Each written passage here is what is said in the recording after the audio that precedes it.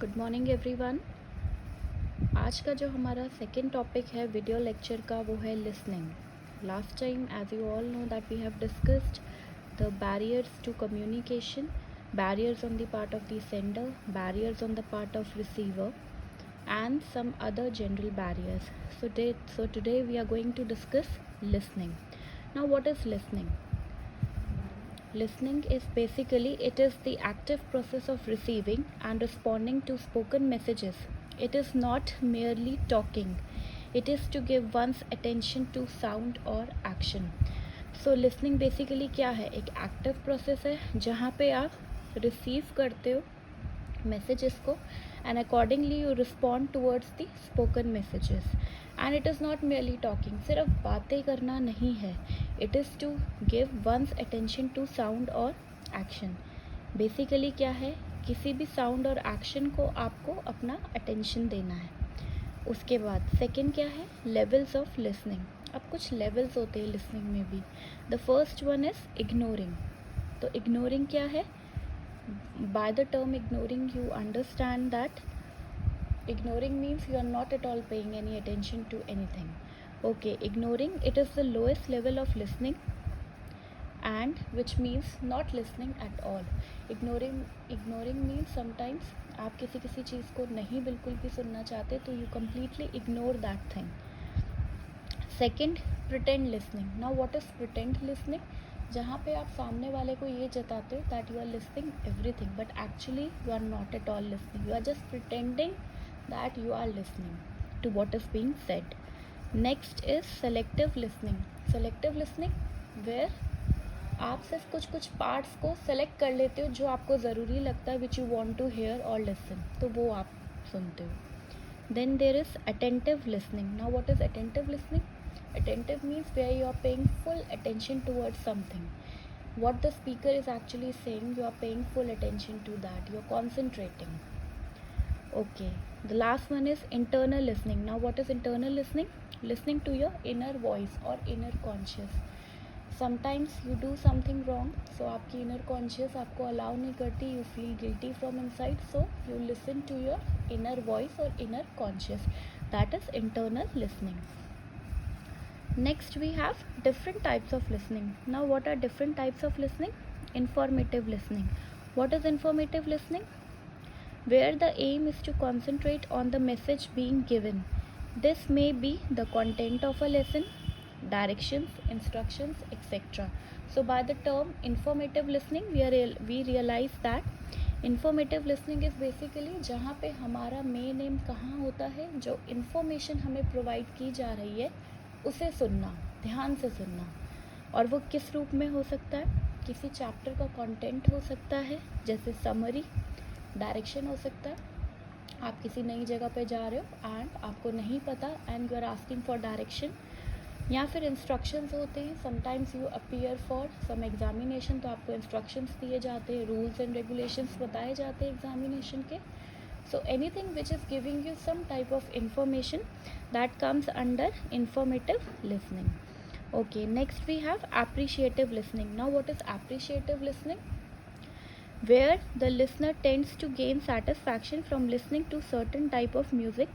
It may include particular charismatic speakers or entertainers. These are personal preferences and may have been shaped through our experiences and expectations. So what is appreciative listening? जहाँ पे listener को satisfaction मिलता है किसी certain type of music को सुनने में. It can be some particular speakers or entertainers. For example, there are some stand-up comedians which we like the most, like for example Sunil Grover, Kapil Sharma. इन्हें सुनना हमें अच्छा लगता है, which is giving us some sense of satisfaction. या कुछ ऐसे renowned speakers हैं which are creating some impact in our lives. So ये basically किस पे होता है? personal preferences पे, और generally कैसे shaped up होता है? हमारे experiences या expectations पे. जब हमारा experience अच्छा है तो सामने वाले को भी हम वही suggest करते हैं. Okay.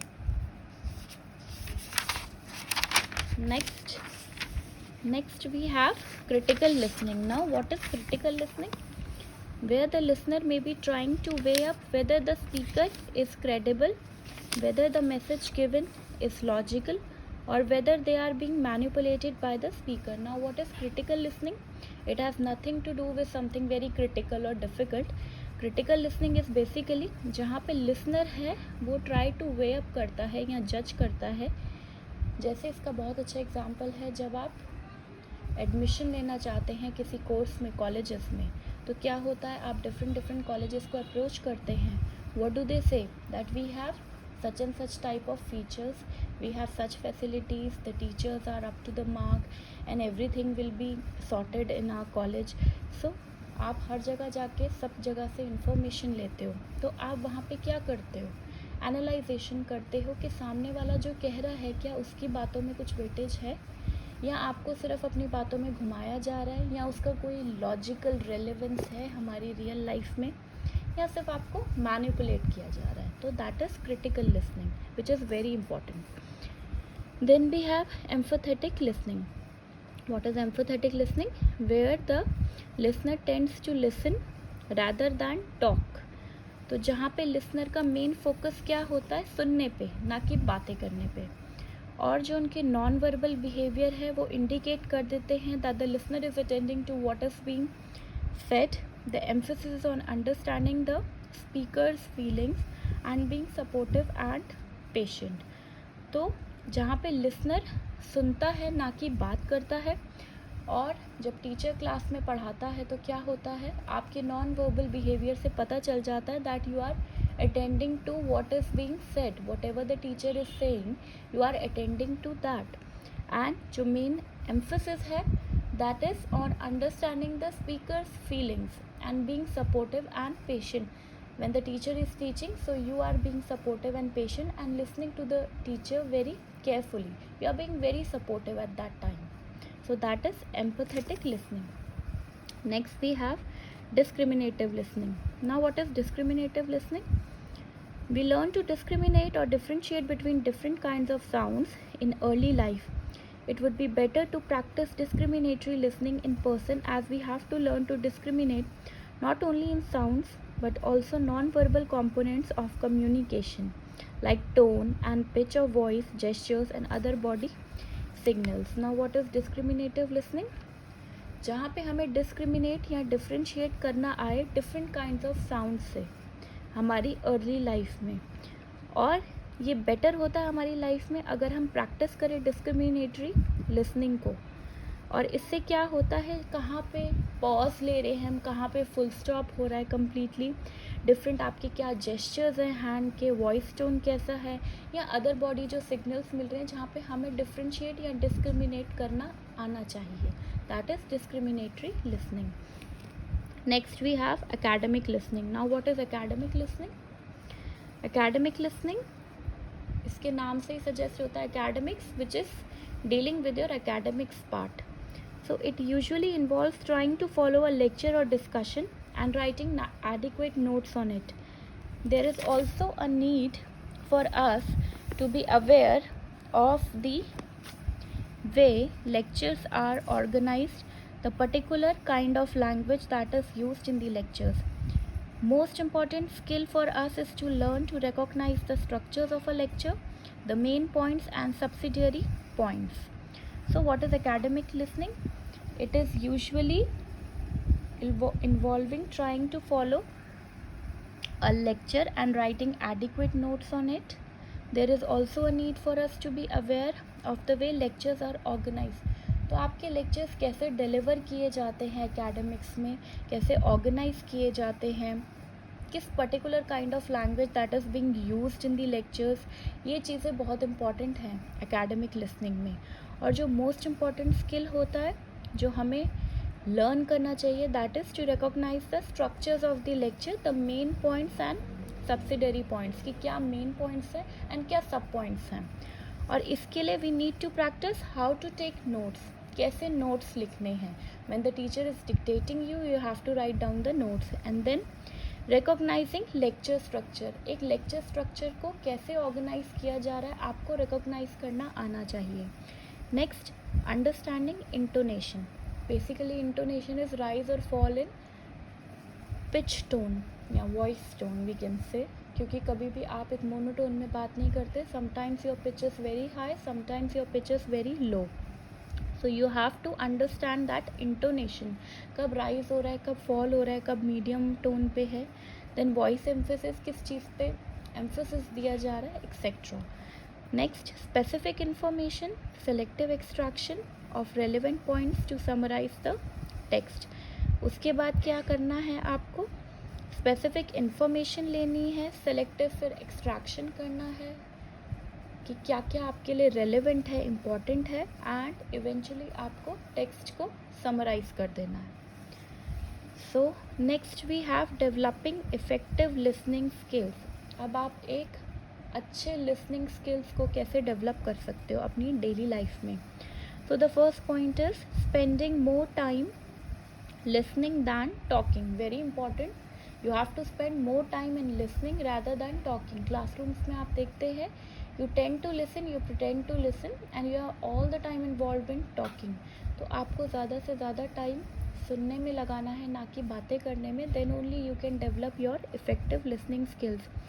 Next we have not finishing the sentence of others. Sometimes we have that habit, हम क्या करते हैं, दूसरे का सेंटेंस ख़त्म भी नहीं हुआ and we start to speak up. So you have to wait for that, wait for the other person to complete the sentence, and then you have to speak. Okay, so you don't have to finish the sentence of others. Next we have not answering questions with questions. अब इसमें क्या होता है, sometimes the teacher is asking any question and you are also asking some question, so you don't have to answer the question which with question. पहले teacher को पूछने दीजिए and then you wait for your turn and then ask the question. Okay, next है आपका letting the other speaker talk by not dominating the conversation. अब आपको other person को allow करना है, let him speak first and then. आपको conversation को dominate नहीं करना. यूजुअली हम फ्रेंड सर्कल में ऐसा करते हैं, कोई बोल रहा है and we are tend to dominate the conversation कि नहीं ऐसा होगा. So you don't have to dominate. Then planning responses after others have finished speaking. तो responses आपको plan करने हैं जब दूसरों ने ख़त्म कर ली है अपनी बात, पूरी तरीके से बोल दी है. Then only you have to plan for responses. In between interrupt नहीं करना है. Then next, keeping the conversation on what the speaker says. Very very important.